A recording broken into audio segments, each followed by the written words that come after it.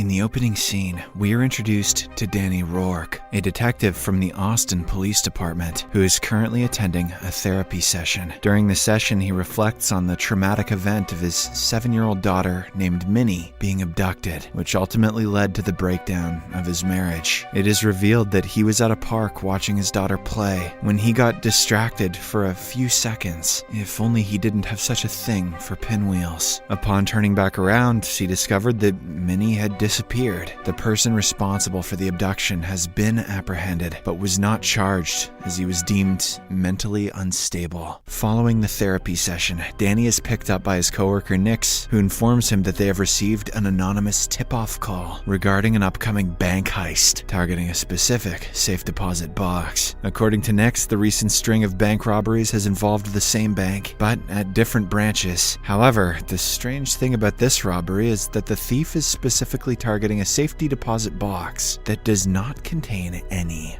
money. Maybe it has pinwheels. Upon their arrival outside the bank, Danny and Nix enter a police van to maintain surveillance on people both inside and outside the building. During their stakeout, they observe a mysterious man named Lev Delaraine, who seems to possess an uncanny ability to easily hypnotize people. The power is demonstrated when he hypnotizes a woman, causing her to feel so hot that she removes her shirt on the street, and people say hypnotism is for nerds. Delaraine then hypnotizes some bank employees and even police officers who obediently follow his commands as he enters the bank. Sensing something amiss, Danny quickly exits the van and gets into the bank, pretending to open a bank account. He promptly makes his way to the deposit box room and unlocks the targeted safe. To his surprise, he discovers a photograph of Minnie, along with the message, "Find Lev Delaraine," written on it. I can already tell this movie is going to have a bad twist. Meanwhile, Delaraine stands at the counter line when the bank security guards suddenly erupt into chaos. At the same time, he hypnotizes a bank employee, who then heads into the safety deposit room to retrieve the targeted box. Danny, who is already present in the room, aims his gun at the employee and demands that she freeze. However, she disregards his order and continues her search for the desired box. The hypnotized guards also enter the room and shoot Danny, causing him to collapse. But fortunately, his bulletproof vest shields him from harm. Following this incident, both the employee and the security guards exit the bank and board a van, intending to escape. Simultaneously, the woman who had experienced intense heat earlier stands in the middle of the road. This results in several accidents, including one involving the van carrying the bank employee and the security guards. Shortly after, Delaraine retrieves the safety deposit box from the deceased bank employee and plants a timed bomb right before making his escape. Danny, accompanied by two of his juniors, spots Delaraine and chases after him. They eventually manage to corner him at a rooftop. As the two detectives approach to handcuff him, Delaraine suddenly uses his hypnotic abilities and manipulates them into firing their weapons on each other. Danny seems really bent out of shape about this. Delaraine then leaps off the building, swiftly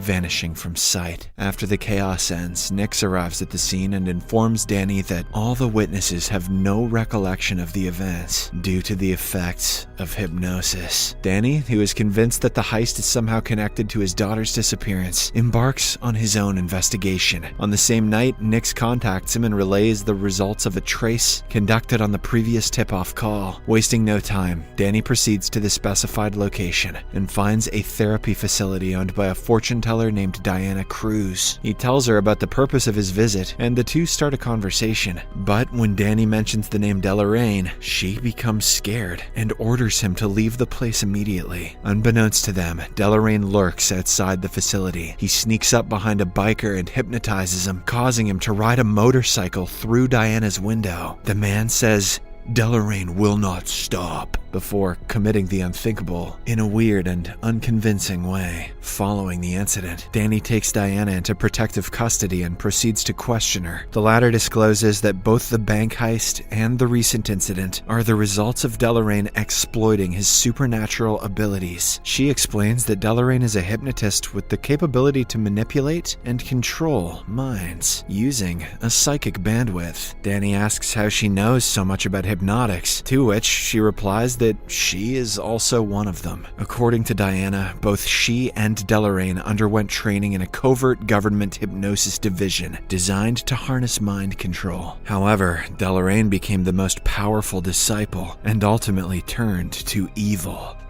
Oh my god.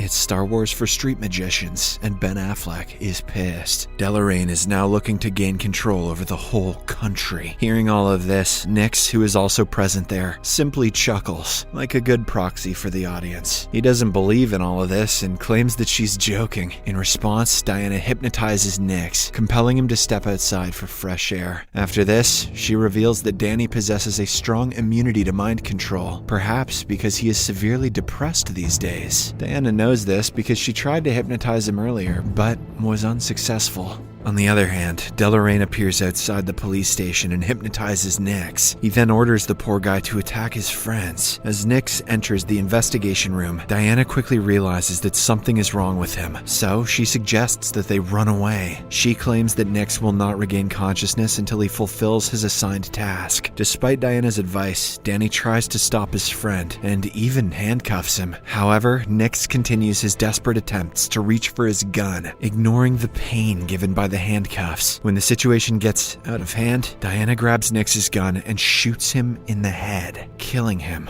on the spot. Fortunately, Danny is a sociopath, and this barely seems to affect him at all. The news of Nix's untimely demise quickly spreads through television broadcasts, and Danny and Diana are shown as the perpetrators. With no options left, Diana proposes that they travel to Mexico, where she knows someone capable of thwarting Deloraine. Danny is skeptical about the idea, but he has no choice but to agree. In the next scene, the duo is seen at a local coffee shop when a sheriff enters. He instantly recognizes them, but before he can react, Diana manages to hypnotize him. At the same time, Deloraine contacts Diana through the sheriff's walkie-talkie, freaking her out. Our protagonists attempt to flee, but right then, Deloraine arrives with 2 hypnotized police officers. Just when it appears as if Danny and Diana are about to be apprehended, the hypnotized sheriff from earlier shows up in the nick of time and saves them. Later, during their journey to Mexico, Diana reveals to Danny that he possesses a psychic block that makes it more challenging for hypnotists to control him, probably because his ass is so depressed. The only one who can overcome this barrier is Deloraine. As the two approach Mexico City, they come across a police patrol, but then again, Diana skillfully uses her abilities to maneuver past them. Ultimately, they reach their destination, Jeremiah, an old friend of Diana's from their days in the division. As they engage in conversation, Jeremiah unveils the truth that Deloraine is in search of Domino, a potent weapon developed by the division with the power to manipulate any hypnotist in the world. It turns out that the Domino project was divided into several parts and stored in safe deposit boxes across multiple banks. According to Jeremiah, if Deloraine finds all the parts of it, there will be no stopping him.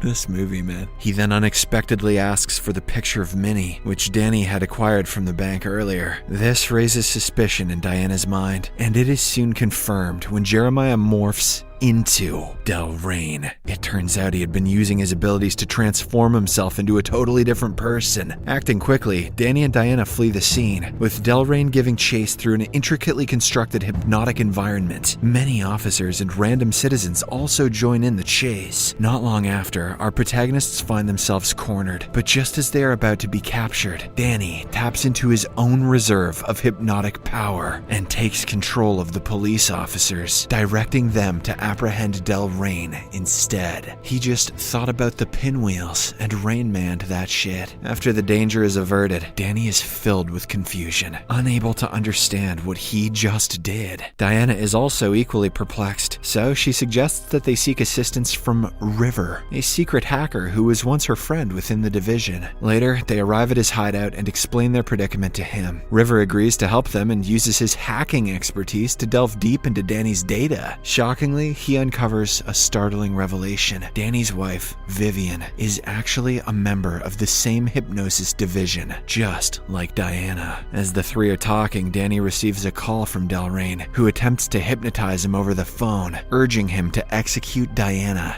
However, Danny somehow manages to resist the hypnotic influence and just hangs up on his ass. Later, while River and Diana are asleep, Danny personally checks the database and learns something shocking. His daughter Minnie is actually Domino, the dangerous weapon, and Diana is none other than his wife, Vivian. What did I tell you about the twists? With this, the entire room around him begins to unravel, showing that all the previous events were mere hypnotic constructs. It becomes clear that Danny had been under hypnosis throughout his entire journey. At this point, Diana walks out and reminds him that he was the one who took their daughter away, motivated by the desire to shield her from the allure of hypnotic realms. Soon after, Danny wakes up in a large room populated by division agents, all of whom he has seen throughout the constructed story, including Nyx and Delrain. Scared, Danny runs out of the premises, only to stumble upon the props and materials that had been used to create the illusion of reality, realizing that they were mere scenarios. Here it is revealed that Danny's memories had been wiped, erasing any recollection of Minnie's whereabouts. So, the division had subjected him to these constructed experiences in an attempt to trigger his memories. Afterwards, Danny is once again put through the same hypnotic construct, reliving the therapy session and the bank heist, just as before. The events unfold smoothly, mirroring the beginning of the film. However, as Danny reaches the point of entering the bank, he taps into his own power and breaks free from the hypnotic spell, escaping from the clutches of the division. In this moment, both Delrain and Diana realize that the phrase in the photo, "Find Lev Delrain," does not refer to a person, but rather to Deer Valley Lane, which turns out to be the location of a ranch where Danny's foster parents have been hiding Minnie for all those 3 years. Holy piss. After driving for a while, Danny arrives at his parents' house and experiences a heartwarming reunion with his now-grown daughter, Minnie. However, their joyous moment doesn't last long. As Delrain and his team members arrive armed with weapons, they immediately shoot Danny's parents, cruelly finishing them off. In the next scene, Danny and Minnie walk out of the house, making Diana emotional as she is seeing her daughter after such a long separation. Meanwhile, the division surrounds the ranch, but Minnie uses her overpowering hypnotic abilities to make all of them kill each other. She then forces Delrain to commit the unthinkable, Minnie the Pooh dishing out that sweet honey. Finally, it becomes evident that Danny and Diana were the most powerful members of the division in the past. One day, they discovered that their daughter Minnie had inherited even greater strength than themselves. When the division found out about this, they devised a plan to exploit her as a powerful weapon. However, Danny and Diana vehemently opposed this notion. Instead, they chose to protect their daughter by hiding her in the home of Danny's foster parents, while intentionally erasing their own memories for Minnie's safety. The photograph discovered by Danny in the safety deposit box was actually his own creation, serving as a means to remember the whereabouts of his daughter, so that one day he could look for her, defeating the whole purpose of the plan and get his foster parents capped. Back in the present, Minnie assists her mother in regaining her lost memories. It is revealed that Danny and Diana patiently waited more than 3 years for Minnie to fully develop her powers to a level where she could single-handedly defeat the entire division. With their ultimate goal now achieved, the family reunites and decides to live happily ever after. However, in a surprising final scene, it is unveiled that Delrain managed to survive the earlier shootout, as he appears to have cunningly disguised himself as Danny's foster father. What? Subscribe for more videos like this, turn on notifications, and leave a like to help the channel out. Thank you for watching.